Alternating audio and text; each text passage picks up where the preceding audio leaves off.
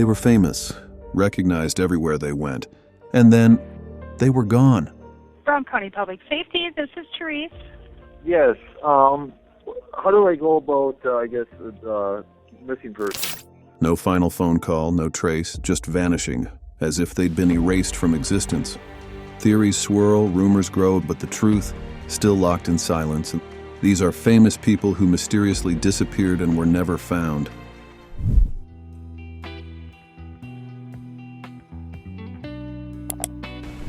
I took off the famous Harbor Grace runway at dusk, about 7:30, I believe.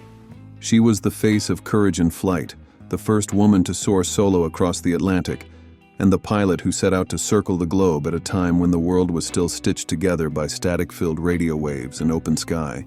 On July 2, 1937, Amelia Earhart and her navigator, Fred Noonan, took off from Lae, Papua New Guinea, bound for Howland Island. They never arrived. Earhart's last transmissions crackled with distress. Low fuel, uncertain position, no land in sight. The U.S. government launched one of the largest searches in history. Ships, planes, thousands of miles, but found nothing, not a piece of wreckage, not a trace of the Lockheed Electra. Decades later, theories took flight. Some believe she crashed at sea. Others insist she landed on a remote island and lived as a castaway. Conspiracy theorists claim she was captured by the Japanese, or even returned to America under another name. Now new attention centers on wreckage found near Buka Island, showing uncanny similarities to her missing plane. Whether it's proof or another mirage, the mystery endures. What's certain is this: Amelia Earhart didn't just vanish into the Pacific, she became part of its legend.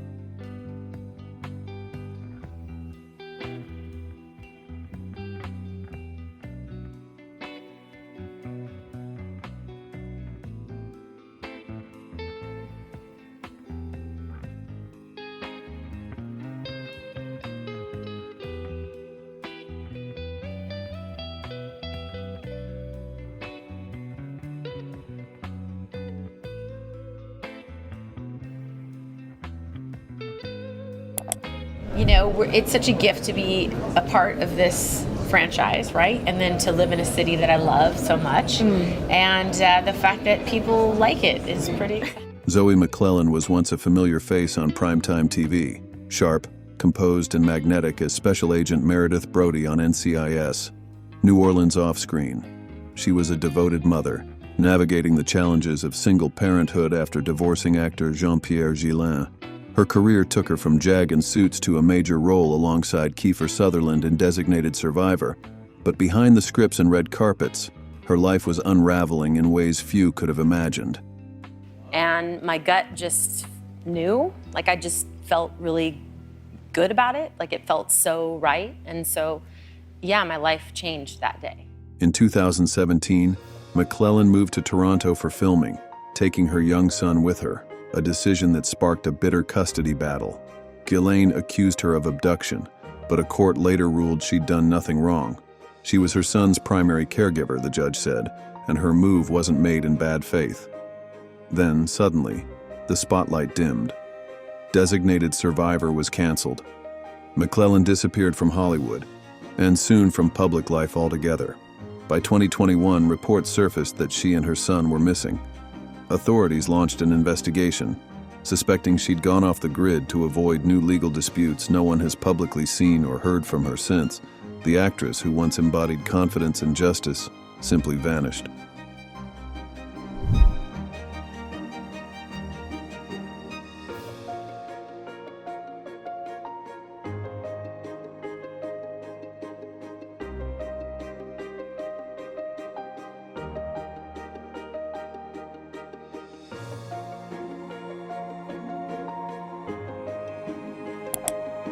She had the kind of beauty that turned heads and the drive to make it in Hollywood. Tammy Lynn Leppert, a Florida pageant queen turned rising actress, seemed poised for fame. By 18, she'd already graced magazine covers, appeared in the teen comedy Spring Break, and even shared a scene with Al Pacino in Scarface. But on July 6, 1983, she stepped out of her Rockledge home and vanished, forever frozen in time as a mystery.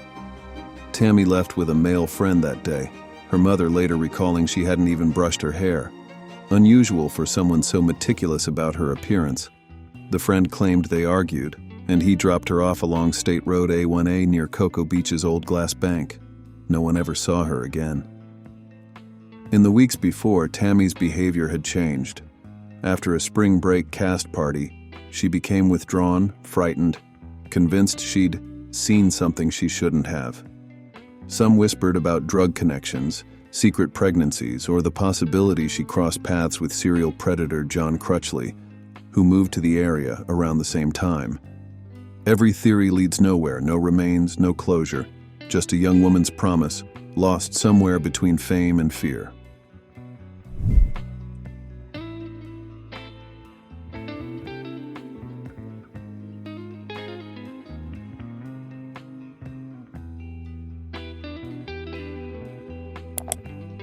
Born into Italy's version of showbiz royalty, Ilenia Carisi seemed destined for the spotlight. The daughter of singers Romina Power and Albano Carisi, often called the Sonny and Cher of Italy, she grew up surrounded by cameras, music, and fame. But Ilenia's heart leaned toward books, art, and quiet observation. After studying literature at King's College London, she decided to take a break from academia to travel. Alone, with only a backpack and her journals. Her journey took her through Central America and the U.S., where she absorbed stories from the streets, painting and writing about the people she met. In late 1993, she arrived in New Orleans and checked into a modest hotel with a much older musician named Alexander Masekela. Days later, she was gone. On January 6, 1994, witnesses reported seeing a young woman near the Mississippi River whisper, that she felt that she had to get away because her life was at stake. I didn't know what that meant, but I didn't go into it any further because I felt that she would never come back. "I belong in the water," before diving in and disappearing beneath the current.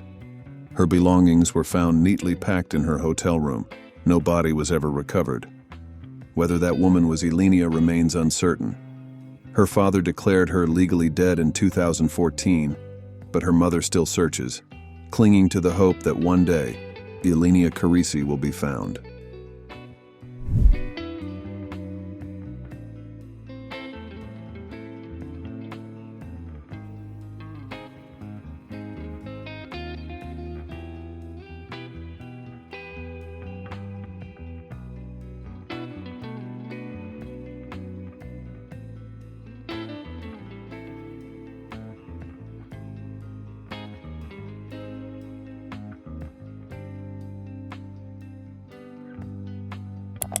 She was young, beautiful, and on the verge of stardom, the kind of woman 1940s Hollywood promised would one day have her name in lights.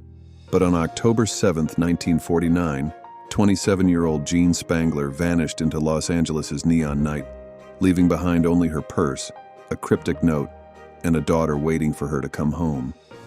That Friday, Jean told her sister-in-law she was heading to work on a night shoot. Hours later, she phoned home to say she'd be gone until morning, and was never heard from again.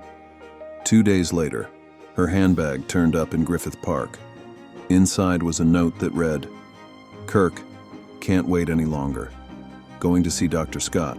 It will work best this way while Mother is away." Who were Kirk and Dr. Scott? Theories swirled. Some linked her to movie star Kirk Douglas, others to an underground abortion ring allegedly tied to the Black Dahlia killer. Her ex-husband, her lovers, even the mob, all became suspects, but none ever charged. More than 70 years later, no body has been found, no truth uncovered. Jean Spangler's story remains the city's most haunting role, a rising actress swallowed by the very shadows of Hollywood she longed to escape.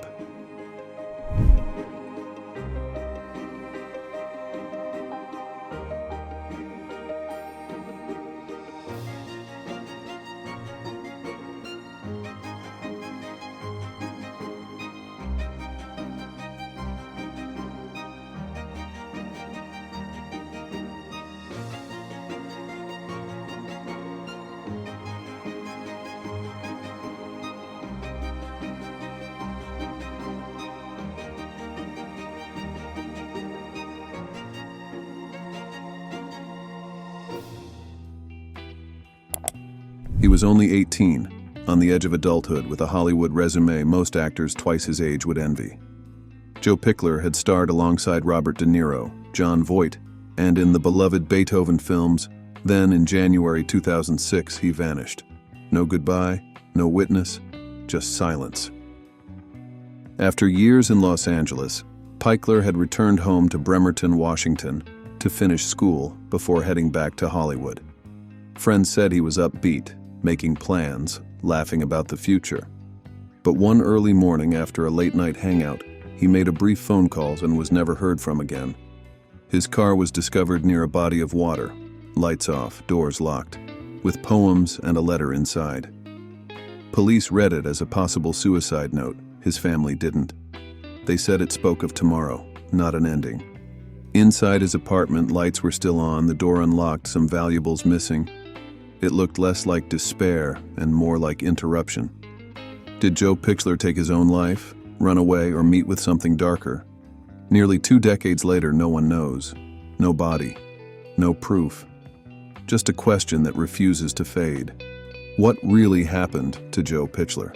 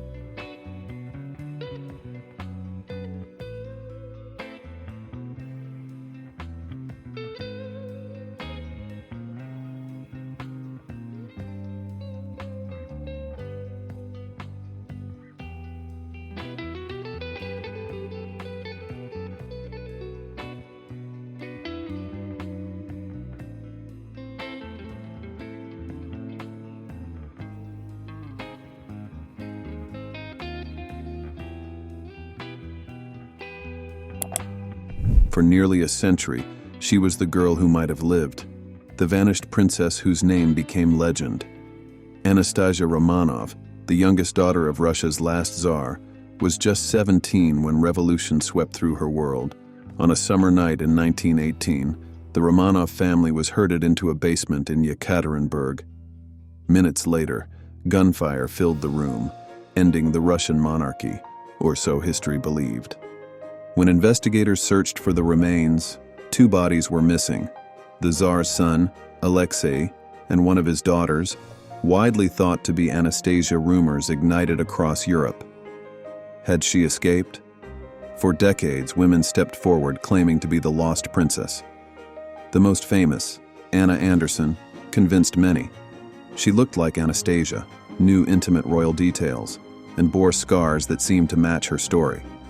Books, plays, and films immortalized the myth. But truth, like royalty, doesn't stay buried forever. In 1991, the Romanovs' grave was uncovered, and in 2007, a second site revealed the final 2 missing children. DNA testing confirmed it. Anastasia and Alexei had perished with their family. Still, her name endures, a symbol of hope, mystery, and the fantasy that sometimes fairy tales might be real.